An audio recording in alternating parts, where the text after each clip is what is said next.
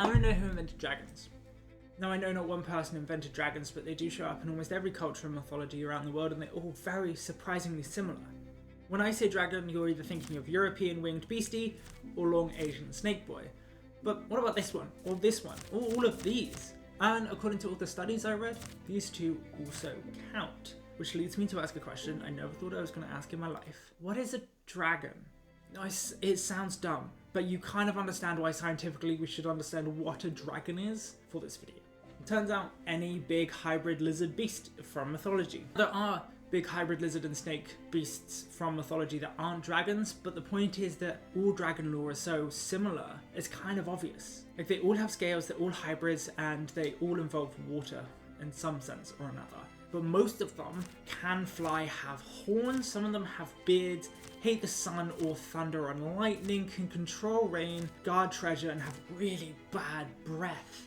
And there's two schools of thought that when it comes to explaining why dragons exist: fossils or our own brains. Now, Meyer writes in her book, The First Fossil Hunters, that most monsters in general, including dragons, come from pre-scientific minds, finding dinosaur skeletons and fossils and trying to explain them away in their own worldview. That's why they kind of change slightly depending on cultures, but are all big lizards, because that's what dinosaurs were. And we do see this happen throughout history. There's dragon bones that have been used in Chinese medicine for thousands of years, which are just crushed up dinosaur bones. There's this statue in Klagenfurt, the skull of this dragon statue was based off a real dragon skull, which was the skull of a woolly rhino. Or these dragon bones outside the Wawel Cathedral. We do see this, but it turns out it might not just be dragons. It might also be trees.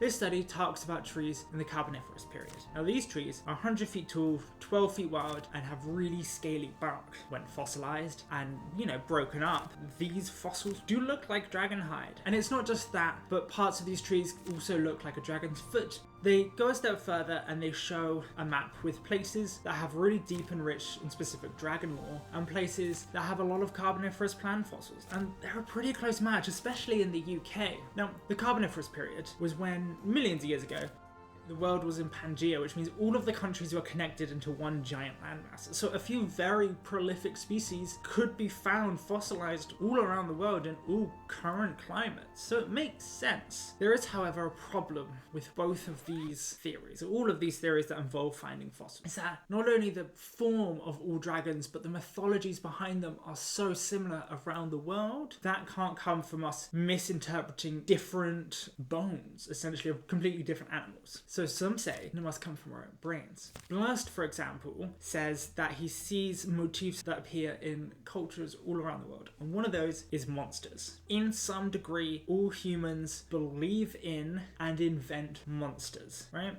Dragons are monsters. So he says they must be an explanation for something that happens in the human experience, in the natural world. And something as universal as a dragon most likely comes from environmental factors, something we all experience, He says rainbows.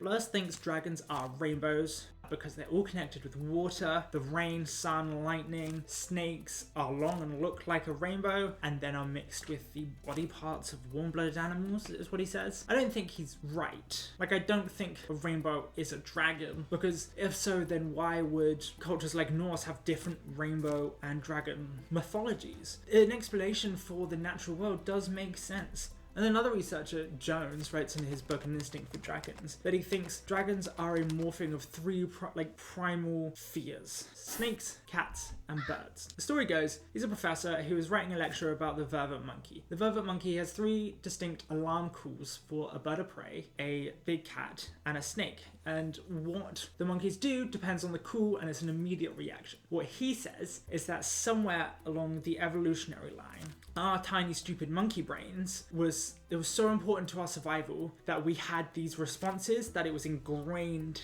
in us. Then over time, it was less important for our survival, but the fear of these still remained. So then they morphed into some catbird snake.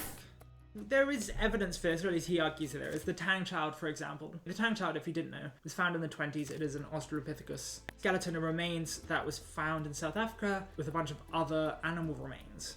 all showing evidence of being hunted and eaten by a big bird of prey. We've also found other Australopithecus remains, very similar vibe, but hunted and killed by a big cat. And that's, 2 out of 3 of Jones's big beastie boys. And an Australopithecus is only a couple of million years ago. It's an early human evolution that was walking and probably tool using. Like, it's not that long ago, evolutionarily speaking, where we were hunted by them. If we look at the UK, that also adds to Jones's point. Right, the UK has one venomous snake. It bites 100 people a year, and you're not going to die from it unless you're really old or really sick already. Yet 2 in 5 people are scared of snakes. So there must be something to this innate fear of these animals. There's like drilled into our brains, right?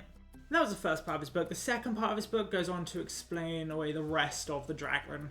He says a dragon's breath comes from the warm breath of a cat as it stalks you, or the roar comes from like a bird of prey screeching as it dives to attack you, which seems a bit much. And I found that with a lot of the papers and books that argue the point that the dragon comes from our own brain, they try to argue every little detail of the dragon, but with not a lot of backing up with figures or stats or studies. It's just thought experiments. Imagine this, imagine that. So I think that part of it is quite unbelievable, but the main principle makes sense, especially compared to the interpreting the fossils kind of thing. On the other hand, all the fossil theories, they bring lots of evidence and they don't try and explain everything. They try to explain parts and bits and pieces, which I like. I do agree with the fact that if I found a dinosaur bone or one of these tree fossils and I didn't know what dinosaurs were, I would 100% think dragon. But I would need at least some basic understanding of what a dragon is to think that.